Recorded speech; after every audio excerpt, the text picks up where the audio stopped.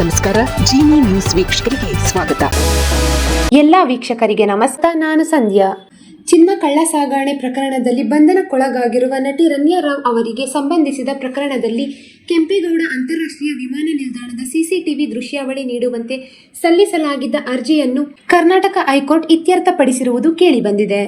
ನ್ಯಾಯಮೂರ್ತಿ ಸುರಜ್ ಗೋವಿಂದರಾಜ್ ಅವರ ಏಕಸದಸ್ಯ ಪೀಠದಲ್ಲಿ ಅರ್ಜಿಯ ವಿಚಾರಣೆ ನಡೆಯಿತು. ರನ್ಯಾ ರಾವ್ ಪರ ವಕೀಲ ವೈ.ಎಲ್.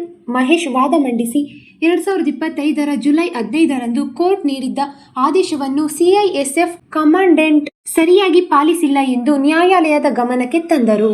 ಹೀಗಾಗಿ 2025 ಮಾರ್ಚ್ 3ರಂದು ಕೆಂಪೇಗೌಡ ಅಂತಾರಾಷ್ಟ್ರೀಯ ವಿಮಾನ ನಿಲ್ದಾಣದಲ್ಲಿ ದಾಖಲಾಗಿರುವ ಸ್ಪಷ್ಟ ಹಾಗೂ ಅಗತ್ಯ ಸಿಸಿಟಿವಿ ದೃಶ್ಯಾವಳಿಗಳನ್ನು ನೀಡುವಂತೆ ಸಿಐಎಸ್ಎಫ್ಗೆ ನಿರ್ದೇಶನ ನೀಡಬೇಕು ಎಂದು ಮನವಿ ಮಾಡಿದ್ದಾರೆ.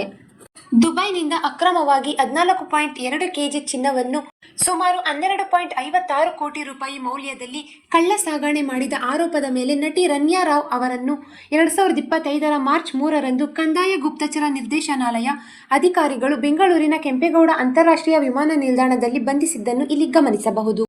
ನಂತರ ಡಿಆರ್ಐ ನಿಗದಿತ ಅವಧಿಯಲ್ಲಿ ಆರೋಪ ಪಟ್ಟಿ ಸಲ್ಲಿಸಲು ವಿಫಲವಾದ ಹಿನ್ನೆಲೆಯಲ್ಲಿ ರನ್ಯಾ ರಾವ್ ಅವರಿಗೆ ಡಿಫಾಲ್ಟ್ ಜಾಮೀನು ದೊರೆತಿತ್ತು. ಆದರೆ ಕಾಫಿಫೋಸಾ ಕಾಯ್ದೆಯಡಿ ಬಂಧನದಲ್ಲಿದ್ದ ಕಾರಣ ಅವರು ತಕ್ಷಣ ಜೈಲಿನಿಂದ ಬಿಡುಗಡೆಯಾಗಿರಲಿಲ್ಲ. ಚಿನ್ನ ಕಳ್ಳ ಸಾಗಣೆ ಆರೋಪಕ್ಕೆ ಸಂಬಂಧಿಸಿದಂತೆ ನಟಿ ರನ್ಯಾ ರಾವ್ ಬಂಧನಕ್ಕೊಳಗಾದ ಬಳಿಕ ಪ್ರಕರಣದ ತನಿಖೆ ಹಲವು ಹಂತಗಳಲ್ಲಿ ಮುಂದುವರೆದಿದೆ.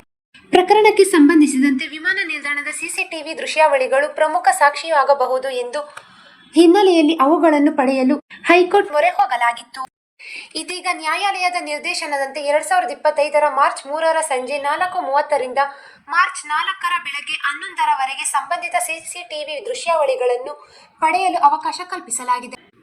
ಈ ಬೆಳವಣಿಗೆಗೆ ಪ್ರಕರಣದ ಮುಂದಿನ ಕಾನೂನು ಪ್ರಕ್ರಿಯೆಯಲ್ಲಿ ಮಹತ್ವ ಪಡೆದುಕೊಳ್ಳುವ ಸಾಧ್ಯತೆ ಇದೆ. ಈ ದಿನದ ನಿರಂತರ ಸುದ್ದಿಗಳಿಗಾಗಿ ವೀಕ್ಷಿಸುತ್ತಿರಿ ಜಿನಿ ನ್ಯೂಸ್. ನಮಸ್ಕಾರ.